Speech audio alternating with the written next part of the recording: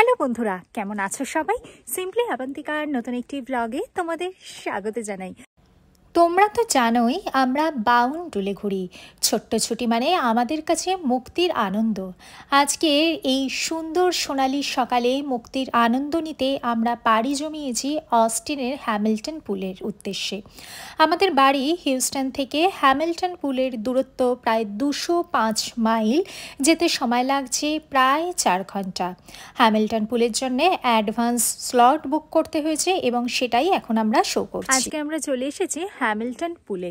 Hamilton পুল অস্টিনের একটা ভীষণ সুন্দর একটা টুরিস্ট প্লেস। আজকে আমরা সেখানে এসেছি। সেখানে বেশ ট্রেক করে কিছুটা যাওয়ার পরেতে একটা পাবো বেশ সুন্দর একটা ওয়াটারফল।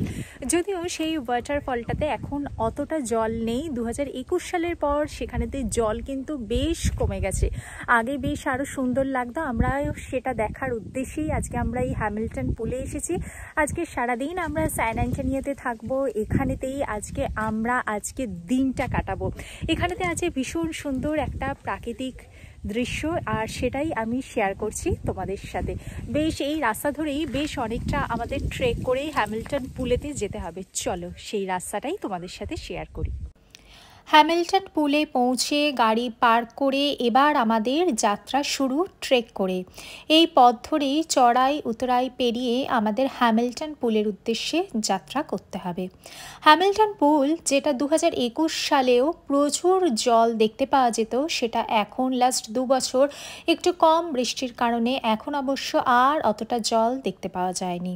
তবে এই পুলে যাওয়ার রাস্তাটা ভীষণই চমকপ্রদ এবং রোমাঞ্চকর। দুপাশে সবুজ গাছ আর তার মাঝখান দিয়ে এবড়ো খেবড়ো পথ ডিঙিয়ে আমাদের পথ চলা। যদিও এখানেতে বয়স্ক মানুষদের আসতে হয়তো একটু সমস্যা হতে পারে, কারণ যাদের পায়ের প্রবলেম তাদের হয়তো একটু সমস্যা হবে। তবে এখানে কিন্তু প্রচুর মানুষ এসেছেন, যাদের মধ্যে অনেক বাচ্চাও রয়েছে। ইভেন অনেক মানুষকে দেখেছি যারা এখানে তাদের পেট ডগ নিয়েও এসেছেন। তাই রাস্তাটা নিয়ে অযথা আতঙ্কিত হওয়ার তেমন কোনো কারণ নেই। রাস্তাটা কিন্তু বেশ রোমাঞ্চকর।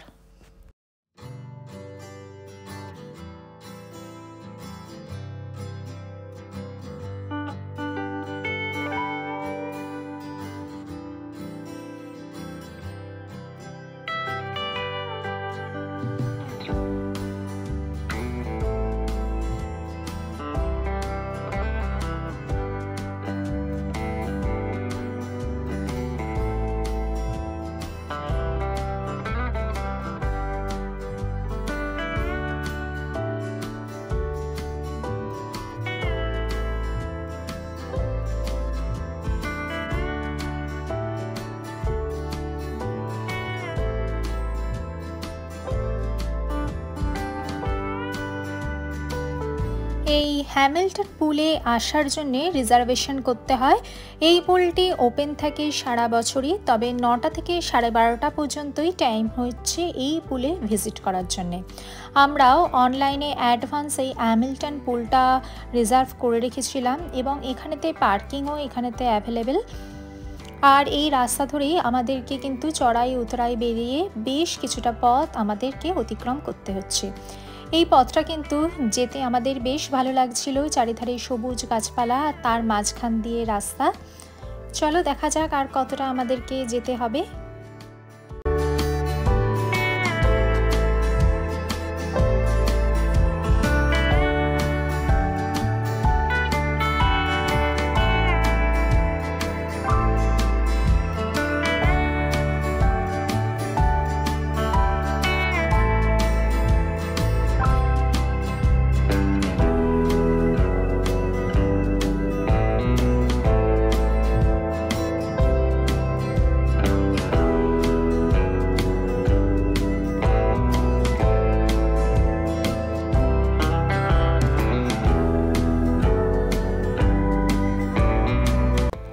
হ্যামিল্টন পুল অস্টিনের একটি জনপ্রিয় পর্যটন কেন্দ্র। অস্টিনের হ্যামিল্টন পুল ছাড়াও রয়েছে মাউন্ট বনেল, যেটা আমরা আর কিছুক্ষণ বাদেই যাত্রা শুরু করব। মাউন্ট বনেল হচ্ছে অস্টিনের হাইয়েস্ট পয়েন্ট, যেটা আমাদের ট্রেক করে উপরে উঠতে হবে, এবং সেই ভিডিওটাও আমি শেয়ার করব তোমাদের সাথে। তাই ভিডিওটাকে স্কিপ না করে একদম শেষ পর্যন্ত দেখো। ভিডিওটা ভালো লাগলে লাইক করো, চ্যানেলটিকে সাবস্ক্রাইব করে নিও। এখন আমরা হ্যামিল্টনের পুলের উদ্দেশ্যে যাত্রা করছি। এই রাস্তা ধরে বেশ আরও কিছুটা পথ আমাদের অতিক্রম করতে হবে। যাত্রাপথটা এতটাই সুন্দর ছিল যে আমি প্রায় অনেকটাই ক্যাপচার করার চেষ্টা করেছি আমার এই মোবাইল ক্যামেরায়। আশা করছি তোমাদেরও এই যাত্রাপথটা যেতে বেশ ভালো লাগছে।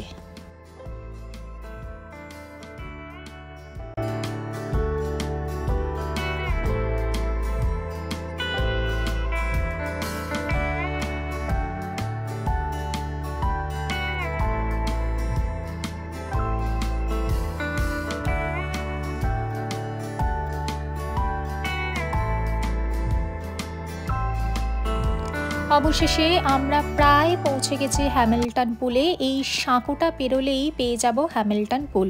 তলা দিয়ে হ্যামিল্টন পুলের জলটাই এখান দিয়ে প্রবাহিত হচ্ছে, আর আশপাশে দেখো চারিধার একদম সবুজে সবুজ হয়ে গেছে।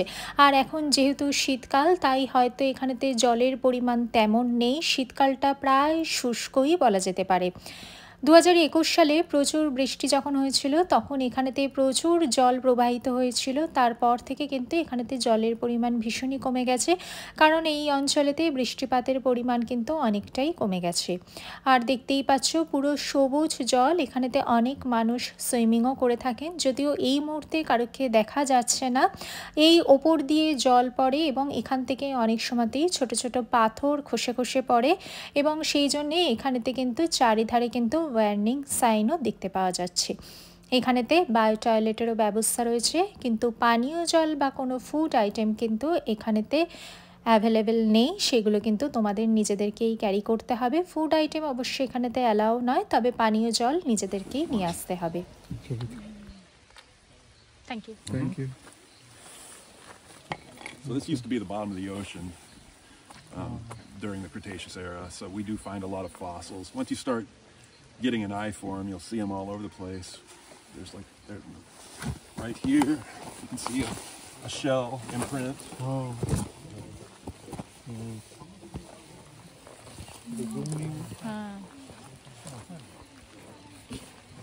And when you, when you're going back out and you pass through those rocks that you walked through, yes. look up and you'll see fossils up on there as well. Okay. Let's check. Okay. Thank you. No problem. Hamilton পুলকে বিদায় জানিয়ে আমাদের পরবর্তী গন্তব্য Mount Bonnell, এবং সেটাও আমি share করব আমার এই চ্যানেলে। তাই চ্যানেলটিকে সাবস্ক্রাইব করে রেখো, এবং দেখা হচ্ছে পরবর্তী ভিডিওতে। ভালো থেকো, সুস্থ থেকো। Bye bye.